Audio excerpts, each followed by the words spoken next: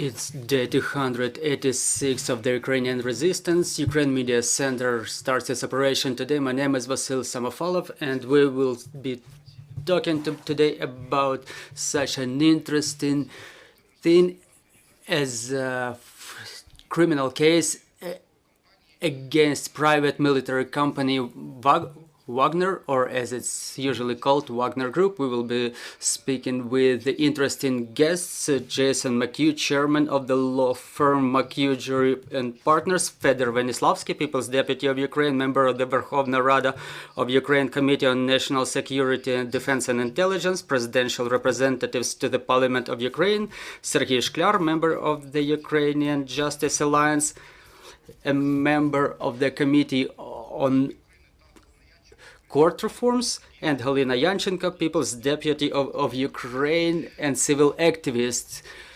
Well, first let's invite Mr. Fedor. He will tell us in detail why is it important and how this idea emerged. Good morning, dear journalists. As the speaker just said, we gathered here for the very important event. Well, unprecedented event in international legal terms from the vantage point of the criminal war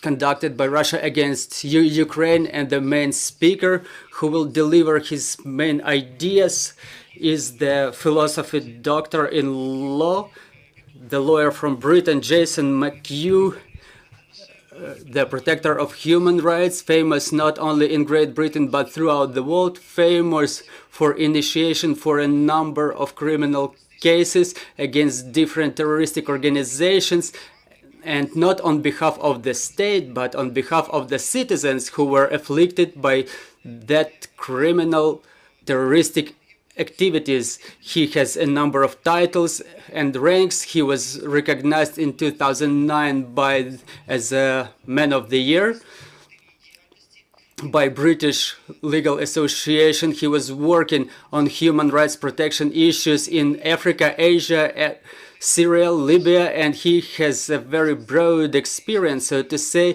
And what's most pleasant, and what we want to thank Mr. Jason, that from the very first days of the war he got engaged in resistance the Russian aggression in legal front, and he visited Ukraine to personally document the facts for further their use in his legal activities, documenting the evidences of the crimes of Russian Federation, the armed forces of Russian Federation, and specifically private military company of Wagner, which is actively used by the state of Russia for committing crimes, mass war crimes against the civil population of Ukraine. What's most important is that this international criminal organization, which we recognize and we call our international partners, to recognize as a terroristic organization, it has enough assets throughout the world. And the criminal case is initiated by Mr. Jason on behalf of the citizens of Ukraine who were directly afflicted by criminal terroristic acts of Russian Federation.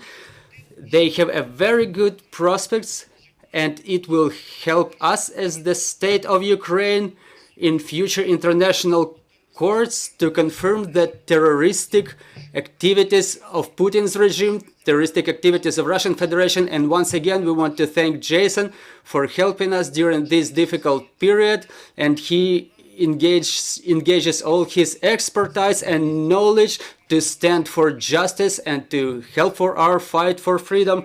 On our end, we promise support on part of Parliament, information support. We promise to provide all the necessary information systematized by the government agencies of Ukraine on a daily basis. And availing myself of opportunity, I want to emphasize that within 286 days of the war, the government agencies of Ukraine scrupulously document every single fact of shelling of civil population by Russian Federation. We have a database of all the persons afflicted identified.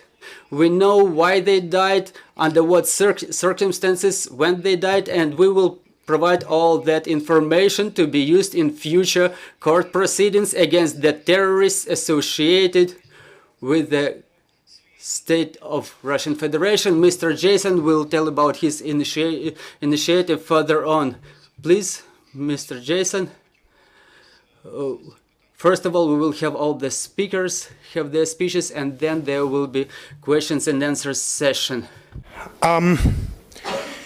It's a privilege to be here and to have been invited, unlike the Russians, to Ukraine. Let me say, President Zelensky is the most important president in the world today. The Ukrainian people are the most important people in the world today. They are not just fighting for their homelands, they are fighting for freedom, democracy, and rule of law. They are the world's front line against tyranny, defending the rules-based order that has helped to keep peace in Europe since the Second World War. And that is why I'm here today. The international community has rightly provided support, yet it can do more, and it must continue to do more. Global civil society has effectively stepped up to the mark, but it can do more. That is why we have sought to play our small part by designing a civil society lawfare campaign for Ukraine.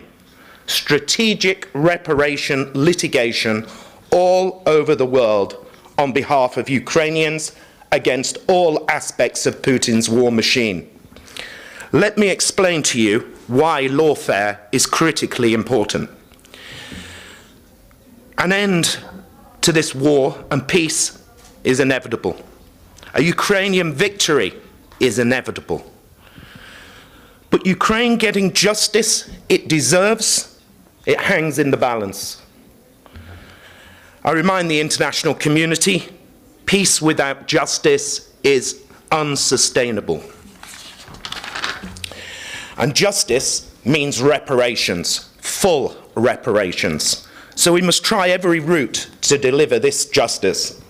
There are two roads to justice and reparations that the Ukrainians must pursue. The international negotiated route. This can provide token reparations, but it is vulnerable to realpolitik of the international community. The other route is this campaign's route, a lawfare litigation. This provides real value reparations and is immune to realpolitik.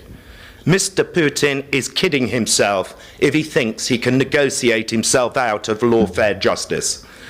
Only Ukrainians and independent courts control this depoliticized route to justice.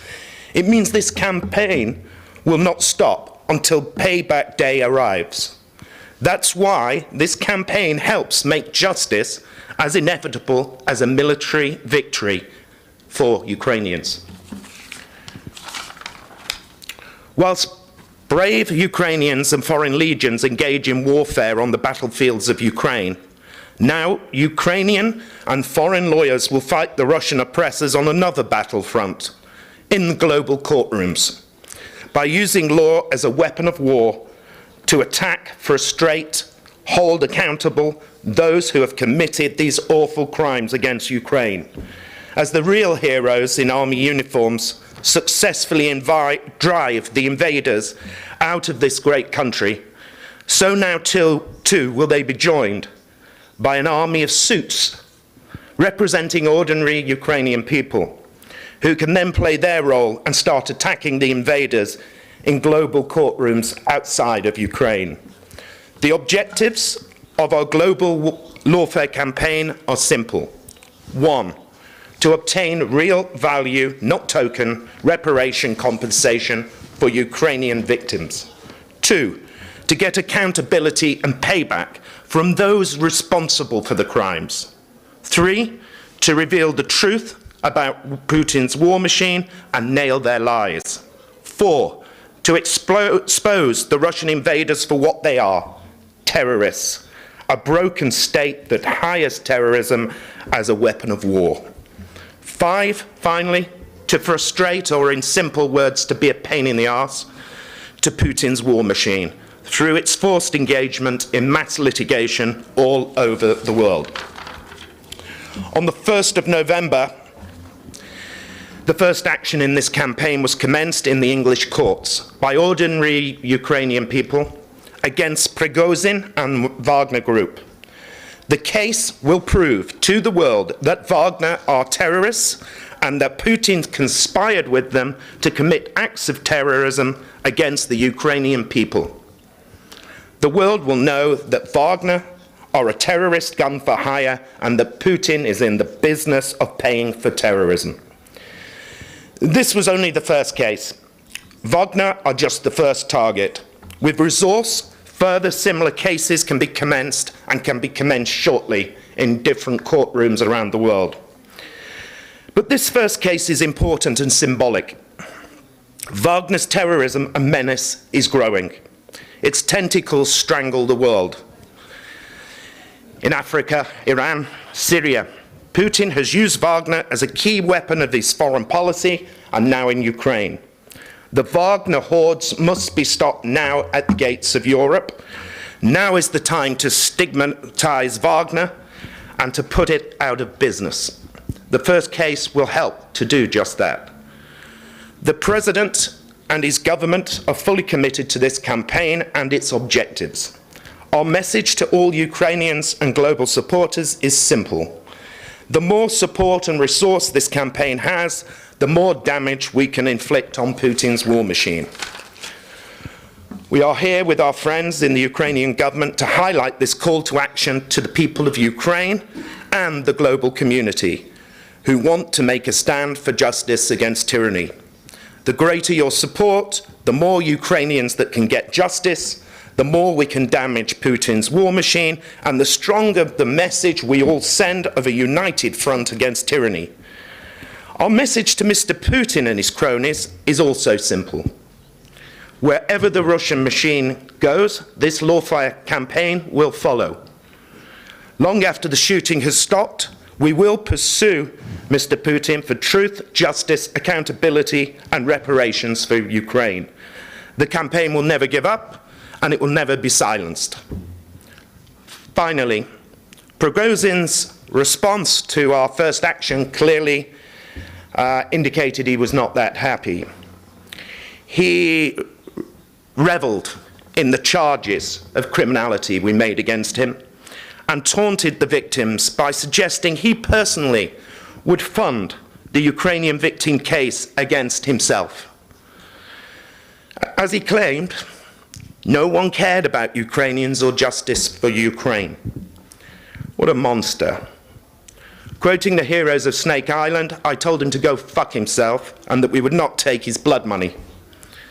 Let's all prove Prigozhin wrong and show what is clear to the rest of the world outside of Russia, that this world does care about Ukraine and about justice. Together, we are stronger. Together we can fight as one for justice against this Russian war machine. Together we can shake and peel this Russian doll until its hidden layers reveal its treasures for us to claim and to give to Ukrainians for justice. Thank you for listening to me. Thanks a lot. Наступним прошу до трибуни Сергія Шкляра, відомого українського адвоката, доктора юридичних наук.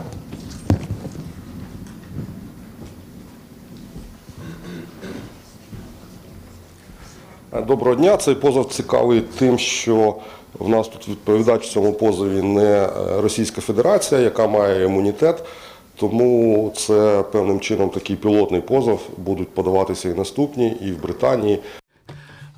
The case will be submitted in both Britain and United States. This is a pilot case against the Wagner Group and Mr. Prigozhin as well. The number of cases to be submitted and filed will be growing, as well as number of those who filed the cases, because it's submitted in the interests of the individuals, of the citizens of Ukraine who are currently relocated to Great Britain. It's about 150,000 persons. They are the potential pleaders in this case, and such cases will also be submitted in the interest of the business against business, and it's interesting also because it's in good hands, in reliable hands, because the companies of Jason McCue have different experience in the similar cases. They have experience in law cases against Prigozhin. They were representing the campaign against Prigozhin. Our colleagues, our British colleagues, say that Jason will win eventually. The process may take from 1 to 3 years. On the bright side, the proceedings will not recognize the issue of jurisdiction, so all the persons fall under relevant jurisdictions. They have a right to plea in courts of England, and this strategy cannot be disclosed fully due to the reasons that we all understand, due to certain actions in proceeding, but the process will be gradually disclosed. We'll proceed to the further questions because they will relate to implementation of these resolutions.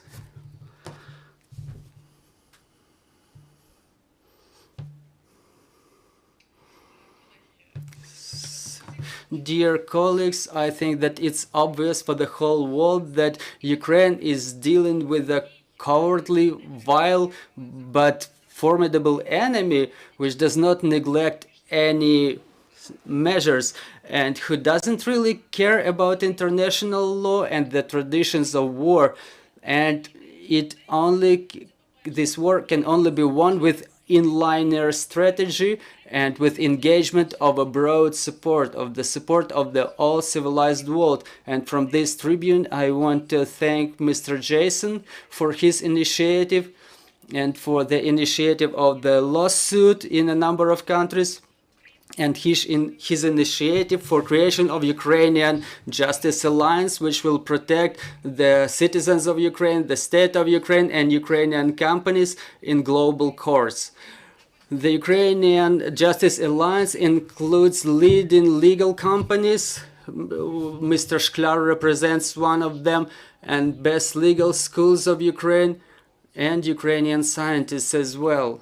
It's not the only instrument you use today on behalf of Ukraine, but in the same way we develop a number of tools which we started implementing recently. For example, Ministry of Justice advocated the implementation of the resolution of the General Assembly of United Nations to condemn the crimes of aggression of Russian Federation, but what's more important, to have Russia physically pay with the costs for the losses inflicted on Ukrainian society, business, and our state. On 14th of November, the resolution itself was adopted during General Assembly of the United Nations, and we will continue working on the international treaty, which different countries can be joined. But that's on the one tool that we're discussing today are the private suits filed by the individuals. In that regard, we appreciate the initiative we're talking about, and the task, the strategy is to bomb Russia and Putin and Wagner Group, all their terroristic organization, with lawsuits, so that they allocate part of their time, of their efforts, they move it from killing Ukrainian population to protection in legal field. It's no secret to anybody. It's obvious that Wagners are not just a terroristic organization. They're a terroristic organization sanctioned, supported, and financed by Putin himself. under other circumstances, they would never have had access to penitentiary system of Russian Federation where Prigozhin feels at home. They would never have get access to unlimited national treasury resources. But now we can only be talking about that and exchange this information as people who think logically, who think reasonably. Jason's campaign task is to prove all these facts in the courts so that the liability is inevitable for Russian terrorists. And I want to thank once again Mr. Jason, all Ukrainian lawyers engaged in this initiative for what they're doing, for their support, for their help, their assistance, and for drawing attention to the problems Ukraine is facing now. Thank you, Ms. Galina, for your call to bomb Russia with lawsuits. And I think that Mr. Fedor Venislavsky will give his final evaluation, and then we'll proceed to answers and questions and answers session. Dear colleagues, just a small summary. You've heard the basic information. We have an opportunity to use the private initiative to recognize the terroristic organization as a criminal terroristic organization which inflicts losses on Ukraine. And we have to understand one legal aspect in this regard. Since Jason initiates these suits in laws of England and then in American courts, in justice, there is a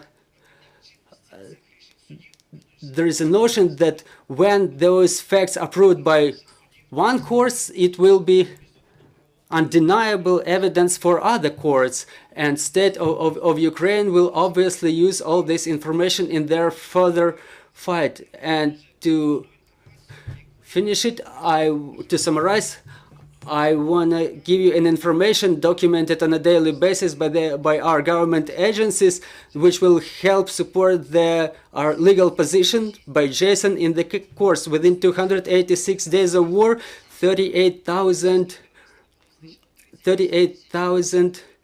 residential houses were destroyed by Russian terrorists, 670 of them totally, 2,719 educational institutions destroyed, more than 1,250 medical institutions were destroyed, including 143 destroyed to the ground. And this information is scrupulously documented, and in the courts where Ukraine will file suits against Russia as an aggressor who committed a number of criminal acts against Ukraine as the state, and in the same way this information may be used by individuals within the framework of Jason's campaign, which will further on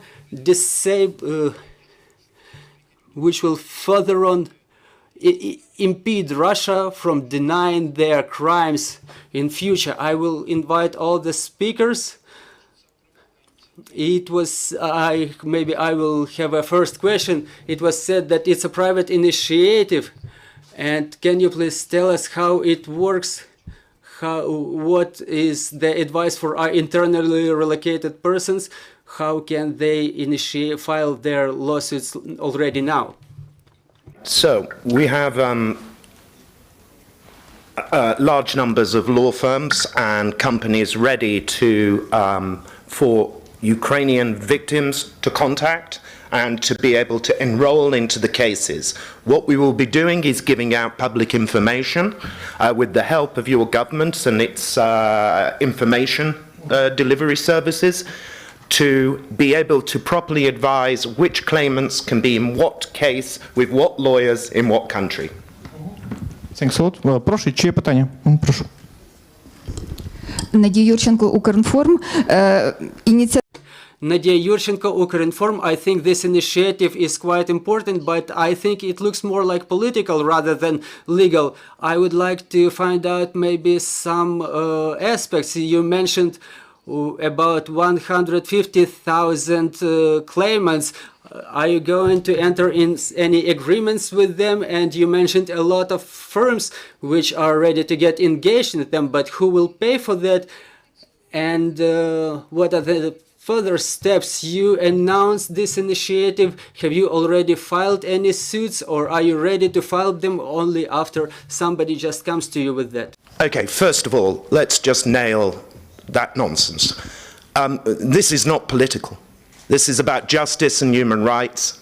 I've spent 30 years of my career, as with the other lawyers around the world who have done similar cases as me, and we're all giving our time to do this as a civil society lawfare campaign. We have come to the government because we know we can be more effective with the government's help, and as a matter of courtesy, because there's a war on, that we would be wrong if we did something which didn't have their blessing. So that's the first point. The second point, I think, is about scale. I'm just the face of this, really. There's many others. There's law schools in America. There are law firms, some of the largest law firms in the world, all involved in this campaign. I'm just the face speaking for them. So I think the expertise and the capacity is not an issue. You come on to your next valid point, which I think is very pertinent, resource. We can't fight the Russian war machine without resource. Of course we need it. Otherwise, I've got one hand behind my back going into a boxing ring with them. That's no good. But I am confident from what I've heard and what I've seen and my experience of raising support and resource in other cases that this will not be a problem in this case, for the reason that people do care about justice and Ukrainian justice.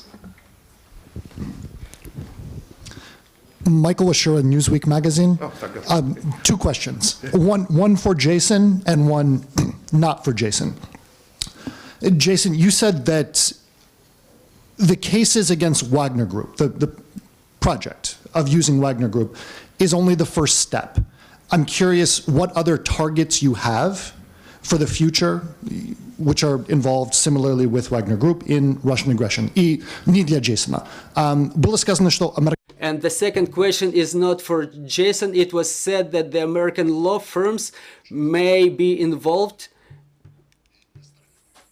on Putin's side, that Putin may use American legal system to his advantage. What should Americans understand about these law firms, about those processes, what Americans should do in order not to let Putin use American legal system to his advantage? Thank you. Okay, to answer the first part of your question, so we have a number of cases ready to go. There's another case in England. There are two different cases in America ready to go. One of the other ones is about targeting Wagner in America. The other ones, I don't want to say what, because we will be doing legal moves to try and seek to freeze some assets before we go public. But what I think I can say is it's against aspects of the Russian war machine. So think like those who have funded, supported and facilitated aspects of it, financiers. Think about the banking systems that have been involved in that. Also think about those who have been involved in sanction busting in whatever format. They are just some of the targets. Що стосується вашого запитання про Regarding your questions on the prospects of using of American legal system by the Russian criminals, I want to remind you that there is a reason that the Ukrainian Parliamentary Committee for Defense, Security and Intelligence approved the resolution to recognize the Russia as the terrorist state. It was not made for some political purpose. It was made solely for legal consequences of those actions. And after our parliament, the Верховна Rada of Ukraine, accepted the appeal to other countries to recognize the Russian Federation as the terrorism sponsor. Now that we work through diplomatic representations with the State Department of United States, with the administration of the President Biden, to have United States recognize Russia as the terrorism sponsor, this case initiated by Jason can assist in legal mechanism to achieve that target. So that goal is very simple. The United States, they demonstrate intolerance to any terrorism-related states. Anybody related to terrorism will be brought to liability. And if we, together with the partners, United States and the countries of Europe, if we support this initiative in recognition of Russia as the sponsor of terrorism or terroristic regime, so the terrorists, or even if it's a government organization, these terrorists will not have arguments in the civilized world to deny their terroristic substance. Well, my question is about the consequences. What will be the consequences for Wagner and its members? Will it be the arrest of assets or penalties? Who can give the... Or is it a criminal litigation of the top management, or litigation of certain fighters who think they will never be liable in front of the law? What will be the consequences for Wagner and the members of Wagner? Thank you. Yes, we have to separate different things. Designations around the world are very important because they lead to restrictions, and they lead to penalties, and they lead to stigmatization, all of which drives a terrorist organization to end. That's why those schemes are there. What we're doing is something different but complementary. What we will be doing with Wagner is a web. It's just like any other terrorist group, whether the IRA or whatever. It uses the same principles. There are money men behind them. They have assets behind them. Wagner, as you know, has a number of assets all over Africa. In other places around the world. I don't want to go into details, but we've been monitoring them for a long time. In fact, before your war started, we were monitoring Wagner and its activities in Africa. Thanks. My name's Howard.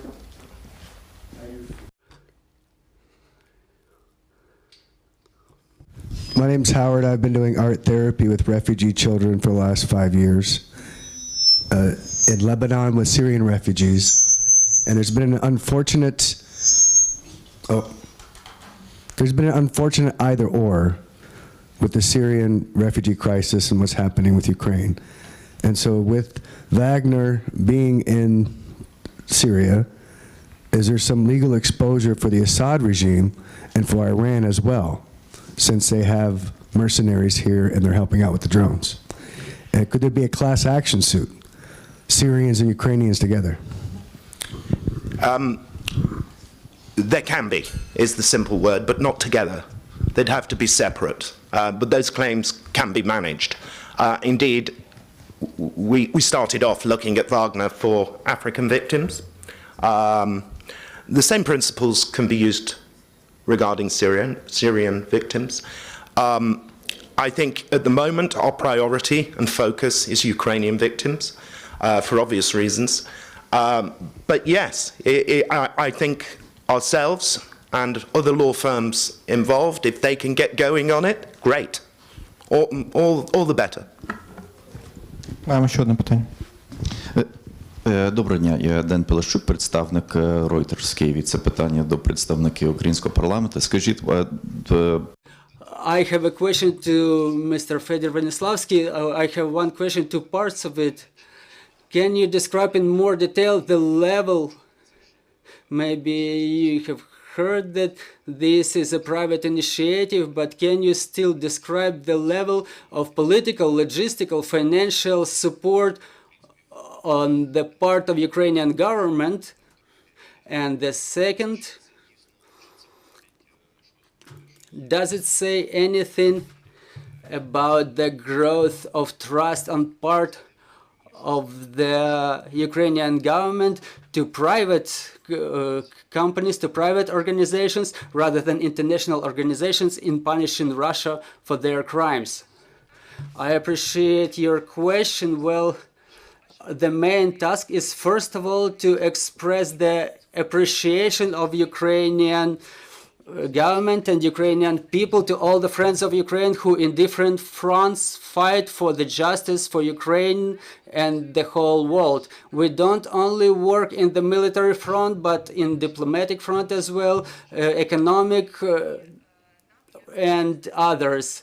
And as the representatives of the parliament, representatives of Ukrainian people, it's our pleasure that the world stars, the showbiz stars, the stars of in the legal field, they stand on Ukrainian side, and for all the civilized world is the evidence of what's white and what's black in this war, who should be supported and who should be helped, and so on. But talking in general about the support and coordination in this initiative, since the very first days of the war, of the full-scale invasion, Ukraine law enforcement agencies, they gather evidences of the crimes, of the war crimes, of the bombardments of the civil facilities, and kidnapping of civil population and raping of civil population, including women, and we provide access to separate part of this information which may be useful in those lawsuits. That's the first thing. And the second is communication. Communication with Ukrainian society, diplomatic, with the communication with our Western partners. We reiterated it multiple times that the global task, the final task, is to provide reparations to the victims of the Russian aggression and to achieve the real recognition of Russia as the sponsor of terrorism. Today we work in all directions, diplomatically, starting with president and further on with ambassadors and parliamentary members in a number of European countries. Russia is already recognized as the sponsor of terrorism. Our task is to have this status recognized by the United States of America, because in that case it will have very substantial, not symbolic consequences for Russia. It will result in political, economic isolation of Russia. It will result in secondary sanctions, and that will mean that no India, China, or Iran will be able to sell raw materials to Russia, which is necessary to manufacture weapons and ammunition to destroy Ukrainians. Neither they will be able to help them with technologies. But the Western countries, in one way or another, they react to Ukrainians' appeals. Unfortunately, sometimes this reaction is a little bit slow. We asked for heavy weapons, for example, and we received it, but not during the first weeks of war, but after months of war. And it resulted in growth of victims of the war. So we work in diplomatic front, and now we're open in the legal front. I think that if separate or certain Western politicians are afraid to recognize Russia as the sponsor of terrorism, but recognition of Wagner as terroristic organization, provided necessary arguments, it shouldn't be very complicated to them with the necessary legal support. The next step in this litigation will be to prove the direct connection between Wagner, Prigozhin, and Putin and all the top political management of Russia. We have a lot of information gathered and documented in this regard, and the third step will be quite logical, and it will be undeniable step of recognition of Russia as the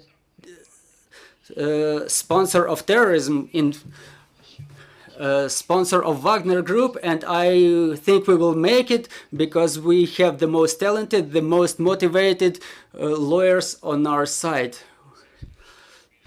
Would Prigozhin's conscripted prisoners be given a different legal standard? For instance, the fighter that was recently featured in a video being killed by sledgehammer, Yevhen Prigozhin, specifically said that he really had no choice. It was stay in prison forever or go, and once he got there, it was pretty much throw to fight and die.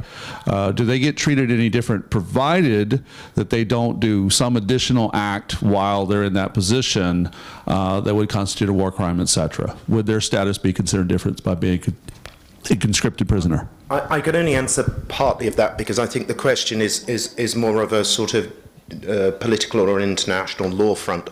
In our case, which are civil legal actions around the world, we're not pinpointing between individual Wagner soldiers. And as you know, there's two sorts. There's the cannon fodder that are being used for that, and then there is the more professional outfit. What we are doing is we are targeting aspects and supporters of that which has the money to take off it and give to Ukrainians as reparations. So what we will be doing, though, is in courtrooms around the world proving to the highest standards that Wagner are terrorists and that Putin sponsors terrorism. And that will help then on the international designations, and as with our cases before, that has happened. And also it also leads to international criminal cases to be stopped because we put pressure on the international machine in a positive way. І останнє питання. У мене одне уточнення. Хотіла I have one question to detailize. Is there at least one suit already filed with this private initiative? And if it's not, when are you going to do this? Thank you. Thank you. Yes, we've commenced the first suit in London on the 1st of November. There is a protocol process for timings, and our next step in that is when the particulars of the claim will be issued. That's the next step. Це все. Дякую нашим гостям. Я сподіваюся, вони зроблять все, щоб у військової машини Путіна, як вони сказали.